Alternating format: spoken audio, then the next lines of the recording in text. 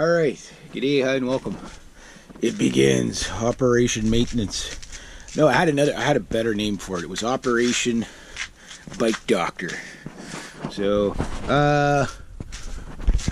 fortunately it's kind of raining off and on, and it looks dry out there, but it's like, I know Murphy, the way he works is when you're in here it doesn't rain, but as soon as you move out where you can see what you're doing, it starts raining. So we're going to have to make do with this. How much of a difference is that going to make? I don't know. Well, some. Okay, so I was hoping to get some really good high resolution definition in there with the camera to show you what I'm doing as I'm doing it. But it might be a little on the dark side. There's nothing I could do about it. It's between me and Mother Nature right now, so and Murphy. So what my goals are today is to, if I can get at least 5 things done. I'm not going to get into the engine yet. I'm going to try a bunch of things first because I really don't want to do that, and I don't have a shop manual, and I can't seem to find all the info I need for all the tolerances I need. I don't know what the cam chain adjust tension should be, and all my other old bikes were always in imperial measurements. This is all metric, so I have some metric tools. Well, I should have enough, but my feeler gauge, I might have to get a millimeter metric feeler gauge if I have to get into the valves and stuff like that, but hopefully I won't have to get into that stuff. So go clean the fuel pump. The fuel pump is something that a lot of people overlook, and with the gas around these places, I tell you, the gas is made out of Max Crappius. That could be a part of your fueling problems. The second is I want to check out the plugs, inspect them.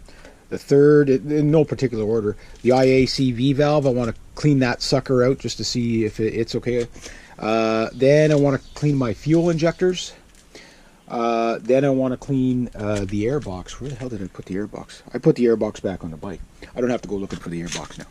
But there might be one part of the... No! Where the hell did I put the... Oh yeah, I put parts down in here. Another little tip. These little clips, you got to be careful. These fairing clips will come off, so might be a good idea. Just put your fairing bolts back in the places so you don't lose them. I put everything in little baggies like this before I get going. There's my, like, for example, that's the tank bolts. Here's the fairing bolts coming. Whoop, fairing bolts are down in here. That's a big mess of fairing bolts. So you don't want to mix them all up. At least I'm familiar enough with this bike. I know what bolt goes where, so it's not so bad. But when I get into the unfamiliar stuff, sometimes just putting those bolts back into the place where you are. The fairings are in the basement right now. Little tip, Isle of Man racers, some of the gurus at the Isle of Man, not that this bike, maybe someday it'll go. I'd love to race this bike at the Isle of Man. Not that I'd ever expect to win, just to say I did it. You know, just to say I did it. But a suggestion they said is to clean the flies off your fairings, take the fairings off the bike. Because if you pressure wash it, you might accidentally remove grunge, dirt and dust and oil and stuff like that where it might be leaking. You won't see it. So you take the fairings off and you clean them separate, and then you can inspect the bike. Now, that said, it's always better to work on a clean bike. Yeah, for sure. So I'm going to clean it as I go. It is kind of grungy and messy in there for sure, but I'll clean it as I go, and obviously do an inspection on everything. Even if it's not parts you're working on, it's a good idea. Like, for example, last year or the year I bought the bike, I taped this little rubber boot up that was cracked. I mean, it's a 15-year-old bike, so you know, things, even if there wasn't technically not a lot of mileage, just, you know, where just the years, just things deteriorate. So it's a good idea to make a mental note, get a pad, a paper, pen, mark things down, because you won't remember it all. Like, oh, okay, I got to replace this, whatever this little sensor wire is eventually. You're not going to remember all that. So before you work on your bikes, it's a good idea to do that stuff. Gaskets and stuff like that, be careful when you do take things apart, because once you start taking things apart, sometimes gaskets and whatever have to be replaced, and you may have to order stuff. This is why I don't want to have to get into the valve timing. I was hoping that the valve timing is something that I can, you know, like my problems aren't mechanical in nature so much as just periodic maintenance. Maybe the spark plugs are just no good in this thing. After 8,000 kilometers, 9,000 kilometers, that's not very high mileage, but on a sport bike, that's been, the throttle is, I've hit the throttle stop a few times with it. We'll just say that.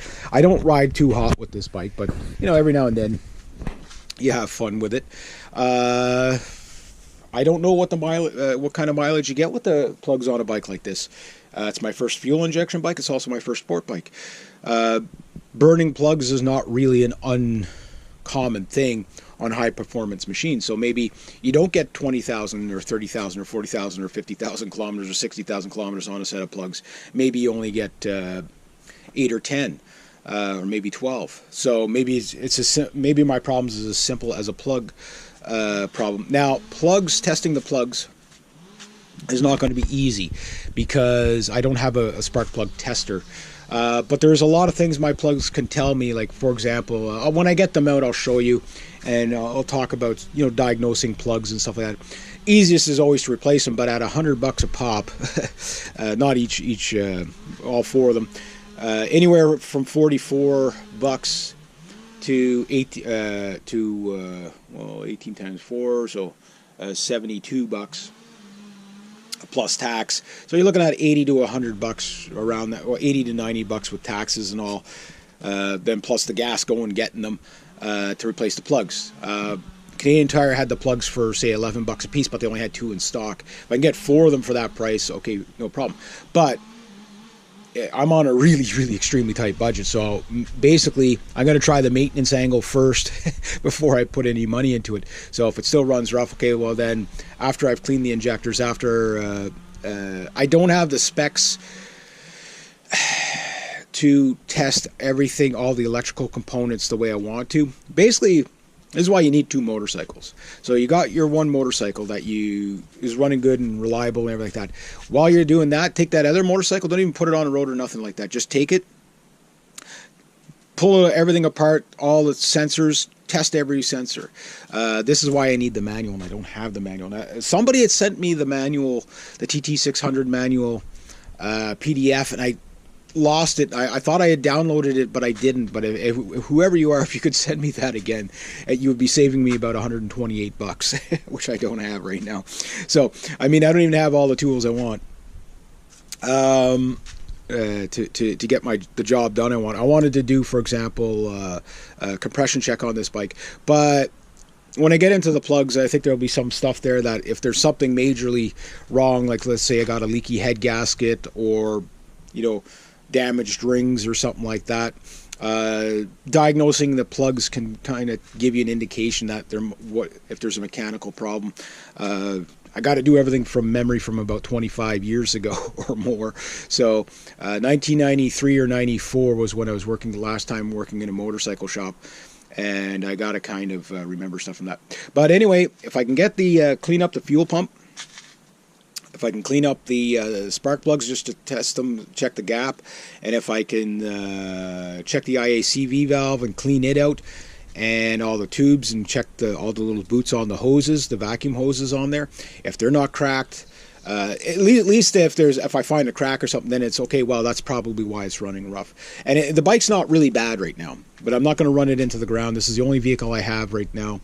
And it's a vehicle I really like too, so it's like I definitely don't want to just ride it until it dies. It's not that kind of a bike. This is a bike that you're going to put a little bit more TLC into because you like it. I've even named it. I named all my bikes, but some, like for example, my 1948 Harley Davidson Painted was called Sweetie. My BMW, what did I call the BMW? Well, everybody called it Beamer, but I used to call it the Black Knight or something like that. It was a really cool bike. This one I call Pegasus. My SR500 I call it You Psychopathic Killing Gremlin Bastard Son of a... I had issues with that bike. I had a lot of issues with that bike. That bike had issues with me. No, it had issues with me, not the other way around. That bike, I don't want to talk about it anymore. I don't want to talk about it. But anyway, back to the task at hand. So I'm going to get cracking on this. It's going to be a slow process. I went out for ride number 44 yesterday, but to give you an idea, that would have also been my 150th ride in total on this bike. Yes, I'm counting. I'm doing that just to see what I get out of it. I'm one of those guys that I like to see how much mileage I get out of something. You know, how many runs did I get in this year? Last year I got in 106 runs. Yesterday was ride number 44. It was a bit of a rough ride, but the reason why I'm doing the tune-up now is when it's hesitating or stuttering or hiccuping, whatever. Well, it's not really hiccuping. It's just when you're at, like, say 30 miles an hour low speed, okay, you're going to get a hesitation. Now, I've already adjusted my chain, so it's not coming from it's the chassis, the vibration, the slight vibration that I'm getting that I didn't have before when I bought the bike is just ever so slightly there. But when I'm down to, like, say 4,000, 5,000 RPM, the bikes are like, it almost sounds kind of like trying to hold a two-stroke at a constant speed. It kind of has that kind of hesitation to it, which it didn't do that before. It's always been silky smooth. Now, mind you, about 2 weeks ago, I put in gas, and it started. That's when I started to really notice it. But I've also had starting problems in the cooler weather below 20 degrees Celsius. So it could be a sensor problem. It could be my, it could be my temp sensor going on it, which would, the fuel injection pretty much is dominantly run off of the temperature sensor, right? Because the bike if it doesn't know where it is, then you're going to get mixed signals and stuff like that. But the temperature on the bike seems to stay consistent while I'm riding. It's just when I ride around, let's say, it doesn't matter how far I go, but when I stop the bike and I restart it, now the bike starts